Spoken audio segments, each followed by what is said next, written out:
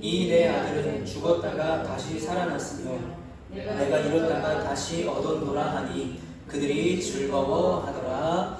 아멘.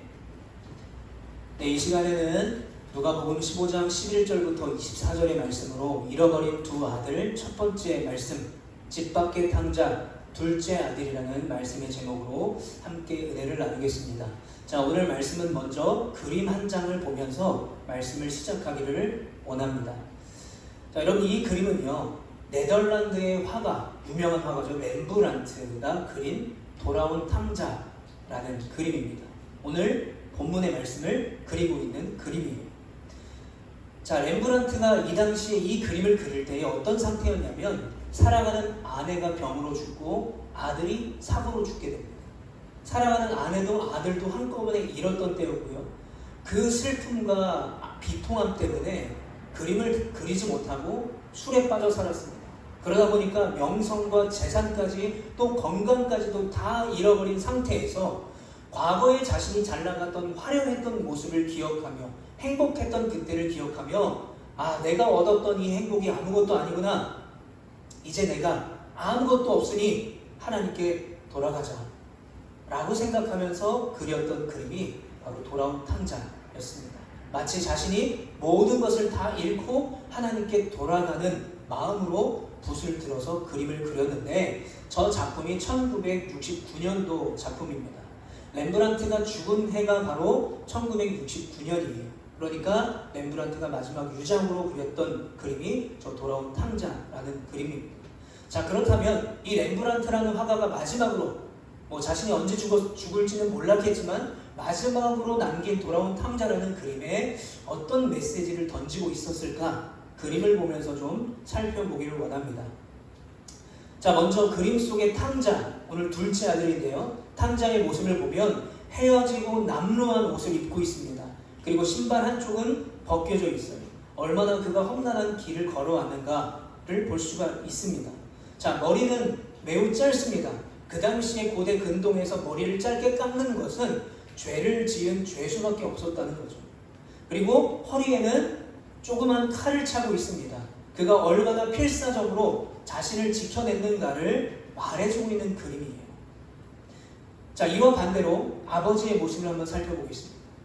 자, 아버지는 화려하고 붉은 겉옷을 입고 장식이 있는 속옷을 입고 있었습니다만 아버지의 눈을 가만히 들여다보면 초점이 없고 지친 눈임을 발견할 수가 있습니다. 그가 얼마나 집을 나간 이 아들, 둘째 아들을 애타게 기다렸는가를 보여주고 있는 장면이죠. 자, 그런데 이 그림에는 저 아버지와 돌아온 둘째 아들 외에 네 사람이 등장하게 됩니다. 저렇게 동그라미 친 화면을 보시면요, 맨 먼저 맨 이쪽에 오른쪽에 있는 사람을 보게 되면 무슨 옷을 입고 있습니까? 빨간색 옷을 입고 있어요. 자, 빨간색 옷이 아버지의 빨간색 옷과 똑같습니다. 그 말은 뭐냐면 큰 아들이라는 말이에요. 지팡이를 꽉 짚고 언제든지 저 동생을 지팡이로 후려칠 것 같은 환한 얼굴로 하고 있는 모습이 형입니다. 자, 그리고 그 왼쪽으로 그 옆으로 두 사람이 있는데 한 사람은 하인일 것이고 한 사람은 집을 나간 둘째 아들이 돌아왔다는 소식을 듣고 구경하러 온 동네 사람으로 추정을 한다고 합니다. 자, 여러분들에게 잘 보이진 않겠지만 저쪽 구석에 보면 한 사람이 서 있어요. 보이시나요 혹시? 이 사람입니다. 돌아온 아들을 걱정스럽게 바라보고 있는 사람 누굴까요? 어머니입니다. 그런데 왜 어머니는 저렇게 잘 보이지 않게 이 렘브란트가 그렸을까요? 여러분, 이 고대 근동에 그 유대의 문화를 이 렘브란트는 해석을 해서 그림을 그린 겁니다. 여러분, 그 당시 유대의 문화는요, 초가부장적인 문화였어요. 여성은 인구수에 들어가지도 못했고요. 당연히 여성이 그림에 나온다는 것을 상상할 수 없었던 시대가 저 돌아온 탕자 유대 문화였어요. 그러니까 렘브란트는 그 시대의 문화까지도 저 그림에 녹여낸 것이죠. 자, 그렇다면 여러분이 보시기에 이 그림의 주인공은 누굴까요? 대부분 우리가 이 그림을 보면서 또 오늘 말씀을 읽으면서 주인공은 둘째 아들, 그리고 그 둘째 아들을 받아준 아버지라고 생각을 합니다. 그래서 대부분의 성도님들이 이 말씀을 읽고 또 설교를 들을 때 둘째 아들에게 집중하게 돼요. 그런데 제가 오늘 큰 제목을 뭘로 정했습니까? 잃어버린 두 아들이라고 정했어요. 아니, 집을 나가서 허랑방탕하게 살다가 돌아온 것은 둘째인데 왜 잃어버린 두 아들이라고 하지? 라고 생각할 수가 있을 것입니다. 다음 주에 제가 나눌 건데요, 밭에 있다가 둘째 아들 동생이 돌아왔다는 소식을 듣고 집에 들어오지 않은 큰 형의 이야기를 한번 나누고자 합니다. 아까도 그림에 보셨지만 형을 이 렘브란트는 주목할 수 있게 그렸어요. 마치 형은 주인공이 아닌 것처럼 저기 구석에 그려놓은 것이 아니라 주목되게 그려놨다는 거예요. 그 말은 뭐냐면, 우리가 오늘 이 비유를 읽을 때 둘째 아들에만 집중하면 예수님의 메시지를 100% 다 이해하지 못하게 된다는 것입니다. 그래서 이번 주에는 집을 나간 탕자, 둘째 아들의 이야기를 나눌 것이고요, 다음 주에는 집 안에 있는 탕자, 첫째 아들의 이야기를 나누고자 합니다. 자, 이런 배경의 지식들을 가지고 오늘 본문 11절 말씀을 우리 같이 한번 읽어보겠습니다. 시작. 또 이르시되 어떤 사람에게 두 아들이 있는데. 자, 여러분, 어떤 아이가 옛날 얘기를 해달라고 했을 때 보통 어떻게 시작합니까? 옛날 옛적에 호랑이 담배 피던 시절에 어떤 마을에 부자가 살았는데, 이렇게 시작하죠. 이 말은 뭐예요? 이제 이야기가 시작이 될 거라는 거예요. 오늘도 예수님이 또 이르시되 어떤 사람에게 두 아들이 있는데 라는 것은 이제 두 아들을 가진 한 가정의 이야기가 시작이 된다는 거예요. 그런데 이 이야기를 시작하고 있는데 이 이야기를 듣는 사람들은 누구였냐는 거예요. 우리가 읽지는 않았지만 오늘 본문 15장 1절에 보면 모든 세리와 죄인들이 말씀을 들으러 가까이 나오니. 자, 그러면 어떤 사람에게 두 아들이 있는데 라고 하는 이제 그 이야기의 시작부터 이야기를 들을 사람은 누구예요? 세리와 죄인들이었습니다. 그런데 여러분, 여기서 등장하는 세리와 죄인들은요, 오늘 예수님이 이야기하신 이 비유 속에 둘째 아들, 집 나가서 허랑방탕하게 살았던 둘째 아들을 상징합니다. 그러면 왜 이 누가라는 사람은 이 듣는 사람이 세리와 죄인들임을 왜 콕 집어서 이야기하고 있을까라는 생각이 들게 돼요. 그 정답은 2절에 있습니다.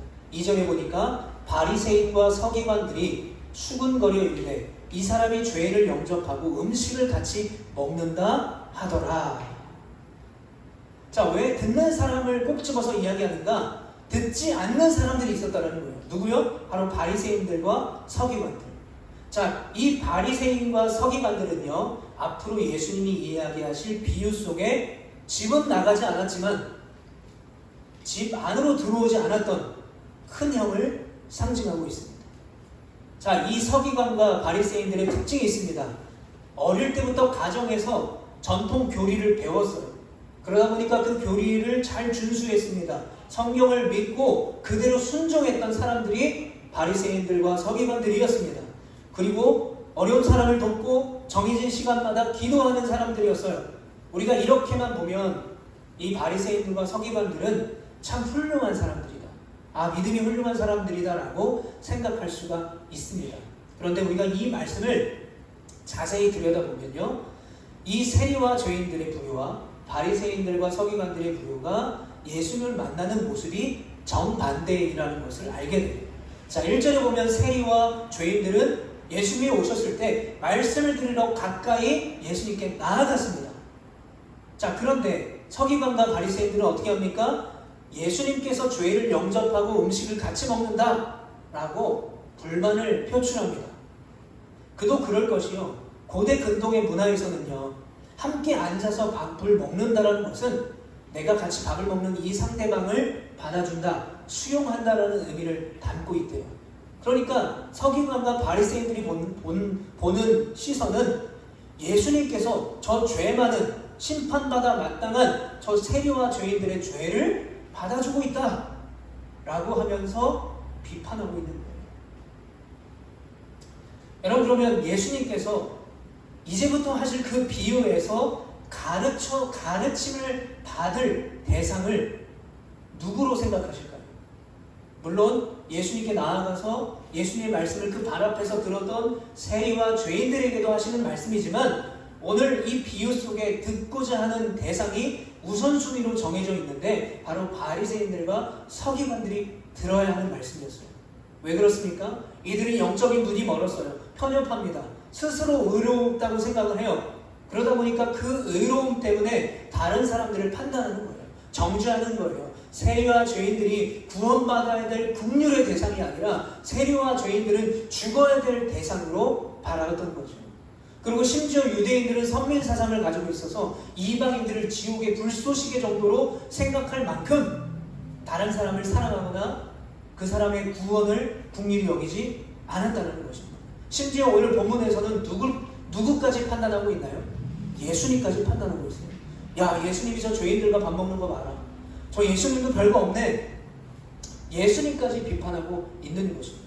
그래서 예수님은 이 서기관과 바리새인들이 앞으로 예수님께서 하실 두 아들의 이야기를 듣길 원하셨던 거예요.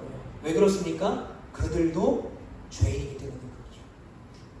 집을 나간 둘째 아들도 죄인이고 집에 들어오지 않았던 그 큰 형도 죄인임을, 그래서 바리새인들과 서기관들이 이 비유를 듣고 회개하기를 원하셨다라는 것입니다.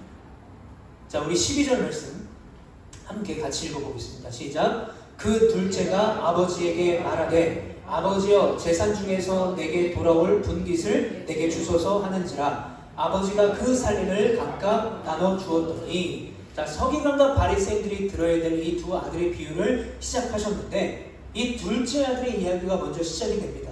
그런데 이 둘째 아들의 이야기는 짧지만 충격적인 죄를 지적하며 시작하고 있어요. 무슨 죄일까요? 아버지에게 유산을 달라고 했던 거예요. 왜냐하면 유산은요, 그야말로 아버지가 죽은 이후에 받을 수 있기 때문입니다. 그런데 아버지가 지금 살아계세요. 아버지가 살아계시는데 유산을 달라는 것은 무슨 뜻입니까? 아버지 빨리 유산 받게 빨리 죽어주세요 라는 의미예요. 더 나아가서 아버지란 존재는 유산을 물려받기 위한 수단에 불과하다는 거예요. 아버지를 사랑하지도 않고 아버지를 존경하지 않았던 이 둘째 아들의 전형적인 모습을 우리가 이 12절에서 볼 수가 있는 것입니다. 아버지, 유산을 나에게 빨리 주세요. 자, 그런데 더 놀라운 게 있어요. 더 놀라운 것은 바로 아버지의 반응이 더 충격적입니다. 아버지가 어떻게 합니까? 아버지가 그 살림을 각각 나눠 주었더니.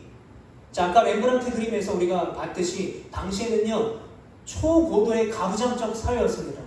그러다 보니까 가정에서 자녀들이 특히 부모의 말을 듣지 않으면, 또 부모에게 경의와 존경을 표시하거나 부모의 말씀에 순종하지 않으면 집에서 쫓겨나거나 매를 맞게 돼 있었어요. 그런데 그렇게 불효하는 아들을 가정에서 관리를 못한다고 한다면 그 마을 공동체 안에서 어른들이 그 불효하는 자식을 매를 때리거나 마을에서 쫓아낼 수 있는 권한이 있을 만큼 아버지의 권위가 대단했던 시절입니다. 자, 그런데 그 아버지가 어떻게 합니까? 어떻게 해요? 아무 말도 하지 않아요. 혼내지도 않아요. 뭐라 하지도 않아요. 그러면서 유산을 나눠줍니다. 이 당시의 법으로 둘째 아들에게는 재산의 3분의 1을 나눠주게 돼 있고요. 첫째 아들에게는 3분의 2를 나눠주게 돼 있었어요. 자, 3분의 1을 이제 처분해야 됩니다. 그런데 그 당시의 재산은요, 지금처럼 은행에 현금이 들어있는 것이 아니라 대부분 땅이었어요. 그 당시의 재산은. 그러다 보니까 아버지는 이 3분의 1의 1을 둘째 아들에게 유산으로 미리 주기 위해서 자신이 가지고 있는 토지의 상당량을 팔아야 했어요.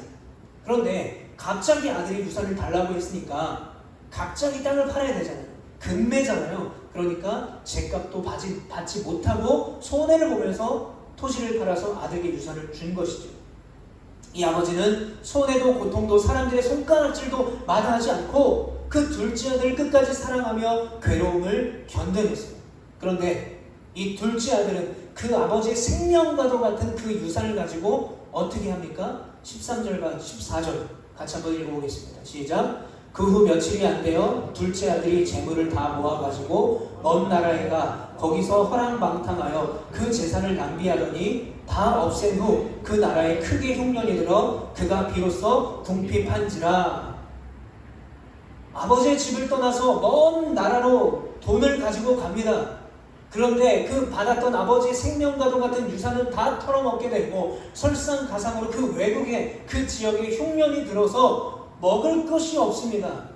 돈도 없습니다. 그러다 보니까 유대인으로서 하지 말아야 될 이방인의 집에 들어가서 돼지를 치는 종이 되버린 거예요.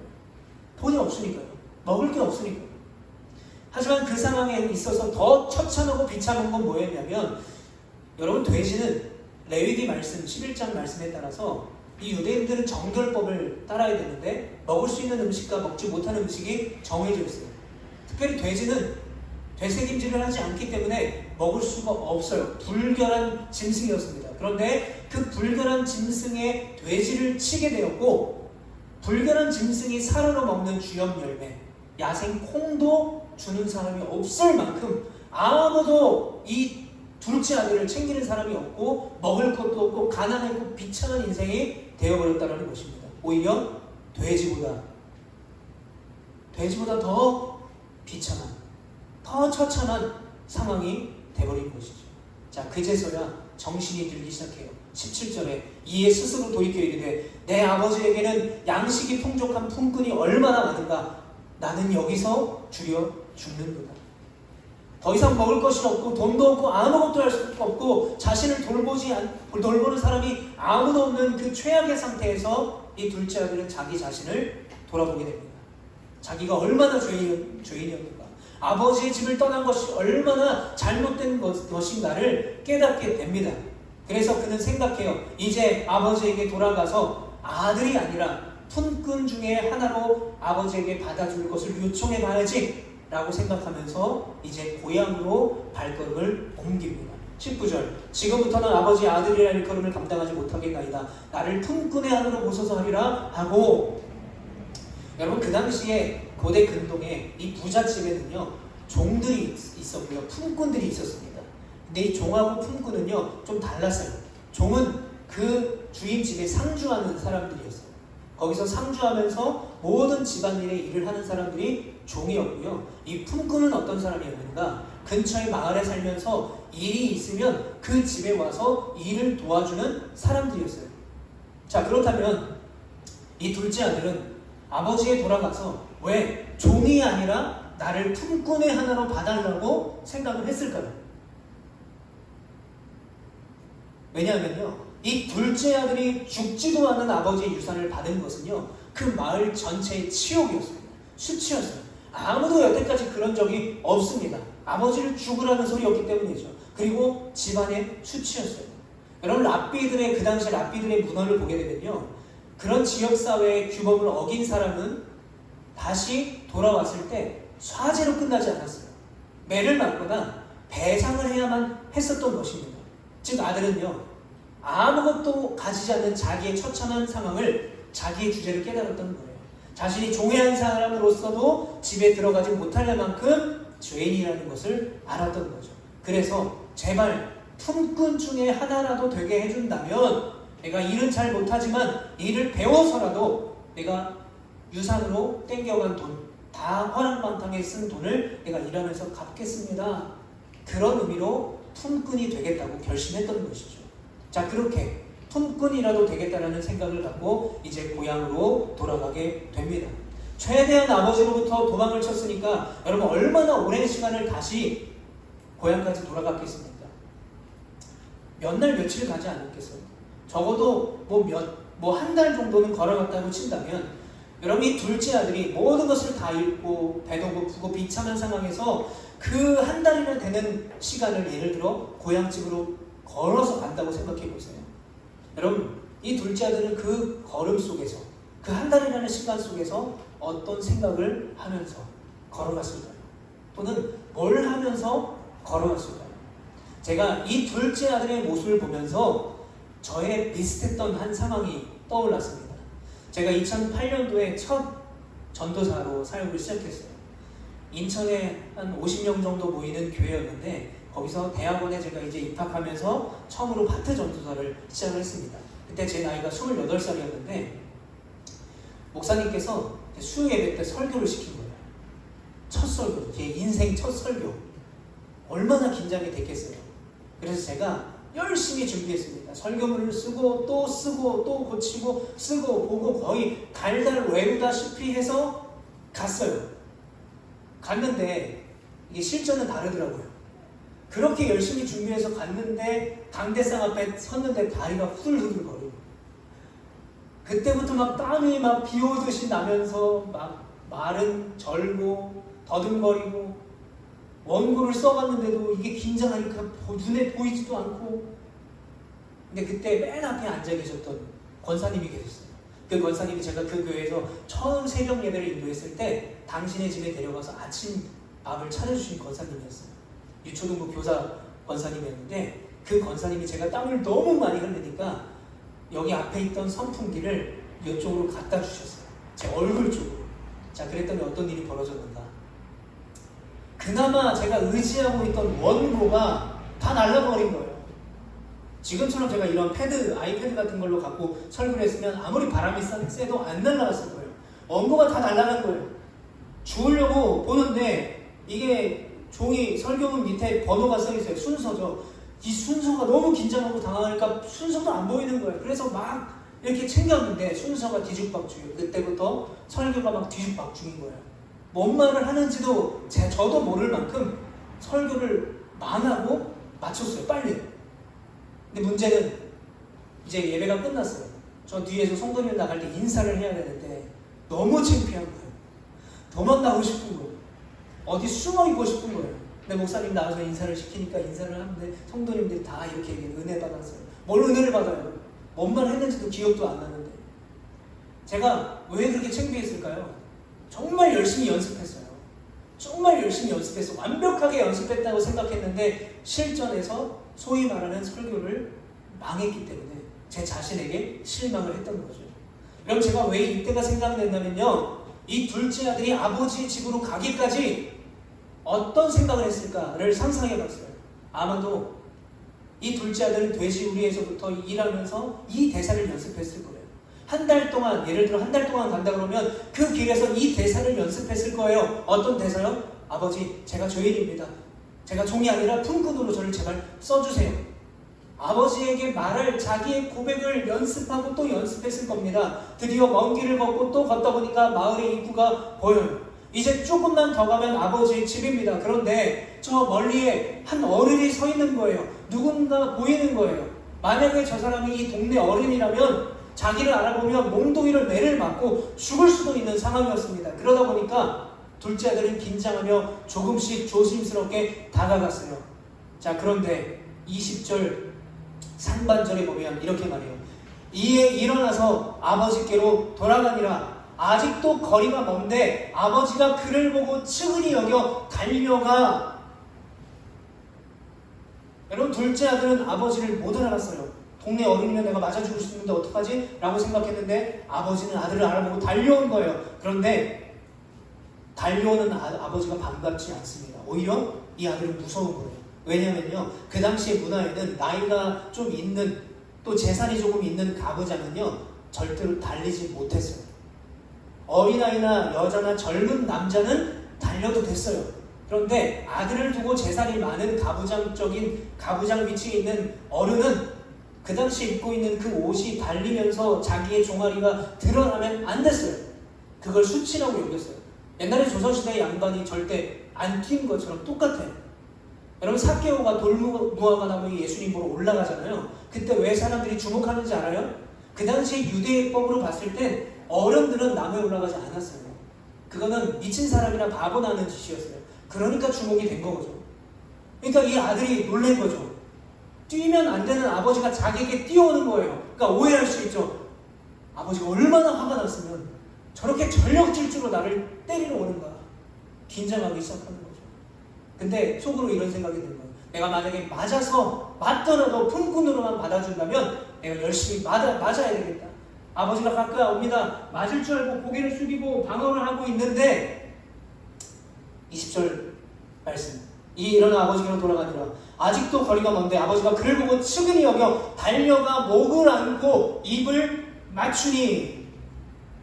여러분 둘째 아들님이 아마 수십 번 수백 번 연습했을 거예요. 아버지를 만나면 무릎 꿇고 엎드려서 아버지 제가 잘못했습니다. 제발 저를 용서해 주세요. 저를 품꾼의 하나만으로도 받아주세요. 제발. 그런데 그 변명이 나오기도 전에 아버지의 따뜻한 품이 그를 덮어요. 사랑으로 맞아줘요.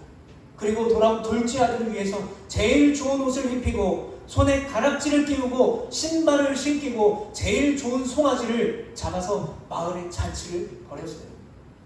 아마도 이 잔치에는요 모든 마을 사람들이 다 초청이 됐을 거예요. 왜냐하면 아까도 말씀드렸지만 그 당시 문화에 따르면 마을의 규율을 어기거나 가정의 법도를 어긴 그 돌아온 그 아들을 마을의 어른들이 정죄하고 매질을 할 수 있었고 다시 쫓아낼 수도 있었기 때문에 아버지가 마을 사람들의 화를 풀어주기 위해서 어떻게 하면 좋을까라고 생각했던 거죠. 제일 좋은 거 뭡니까? 잔치를 여는 거죠. 그리고 그 당시에는 고기가 흔하지 않았어요.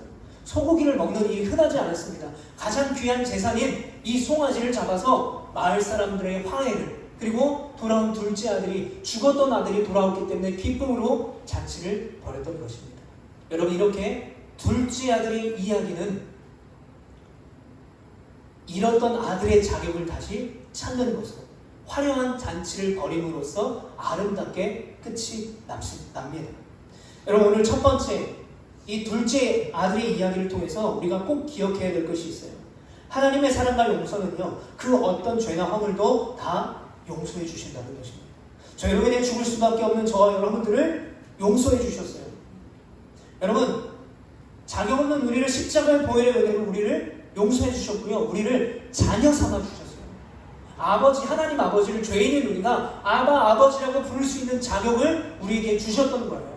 목사인 저나 저희 아내나 집사님들이나 또는 성도님들이나 나이가 많고 적음을 떠나서 신앙의 연수를 떠나서 여러분 우리 모두에게는 아주 중요한 공통점이 하나가 있습니다.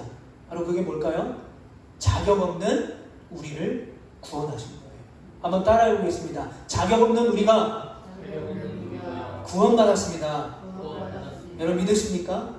여러분 우리가 구원받음으로 끝나지 않았어요.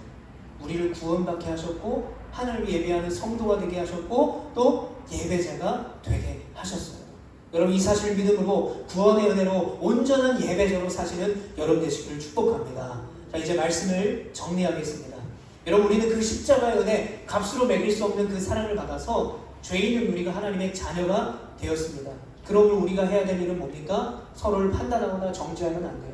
오늘 2절 말씀에 서기관과 바리새인들처럼 세리와 죄인들을 보면서 저들은 죄인이야 예수님도 별거 없네 예수님도 저들과 함께 식사하네 자신의 기준으로 서로 비판하거나 정죄해서는 안 됩니다.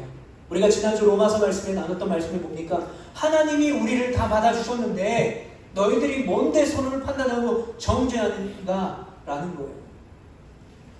여러분 서로를 정죄하고 비판하는 것이 아니라 서로를 더 사랑하고 섬길 수 있는 우리 공동체가 되기를 축복합니다. 여러분 오늘 본문의 둘째 아들이 다시 아버지의 집으로 돌아갔을 때 아버지의 집에는 양식만 풍족한 줄 알았더니 돌아가 보니까 은혜와 사랑도 풍족함을 깨닫게 되는 거죠. 그래서 어떤 감정을 느낍니까? 아 집이 최고구나. 아 하나님의 품이 최고구나. 아 우리가 하나님 안에 있을 때가 최고구나라는 것을 느끼게 되는 것이죠. 그런데 더 중요한 것이 있습니다.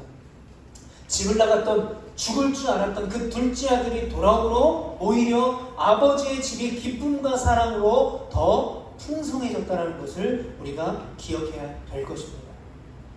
여러분 그러므로 우리는 하나님께 돌아가게 됩니다. 하나님께 돌아가서 하나님 안에 거할 때 풍족한 은혜와 사랑을 누리게 된다는 것이죠. 그런데 더 중요한 것은 여러분 아버지의 집은요 단지 이 집을 나갔던 둘째 아들이 돌아와서는 완성이 되지 않습니다. 다음 주에 나누겠지만 돌아온 둘째 아들 때문에 그 둘째 아들을 위해서 잔치를 벌이는 아버지가 미워서 집안에 살았지만 집에 들어가지 않았던 잃어버린 탕자 큰 아들이 돌아올 때 완전한 아버지의 집이 되는 것이죠. 여러분 혹시 이 모양 저 모양으로 또는 이 이유 저 이유 때문에 혹시 말씀을 떠나 계시지는 않으십니까? 또는 아직 구원의 확신이 없으십니까? 아직 신앙이 없으십니까? 여러분 아버지의 집으로 하나님의 품으로 돌아가시는 여러분 되시기를 축복합니다. 그래서 스가랴 1.3절에 그러므로 너는 그들에게 말하기를 만군의 여호와께서 이처럼 이르시되 너희는 내게로 돌아오라 만군의 여호와의 말이니라. 그리하면 어떻게 한다고요? 내가 너희에게 돌아가리라. 여러분 우리가 하나님께 돌아간다면 하나님은요 아무런 조건 없이 야 너 저건 왜 그랬어? 이건 왜 그랬어? 라는 판단 없는 은혜와 사랑의 역사가 우리 가운데 주어짐을 믿으시기를 축복합니다. 그 놀라운 하나님의 구원의 능력이 우리가 말씀 안으로 돌아갈 때 하나님의 품으로 돌아갈 때에 우리 안에 일어날 줄 믿습니다.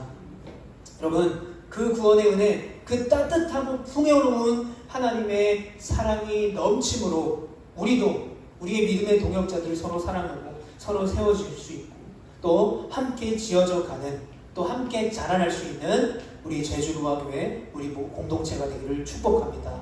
또 우리의 가정과 또 우리의 자녀와 또 우리의 일터와 우리가 거하는 곳곳마다 그 은혜와 사랑이 넘치기를 간절히 축복합니다. 우리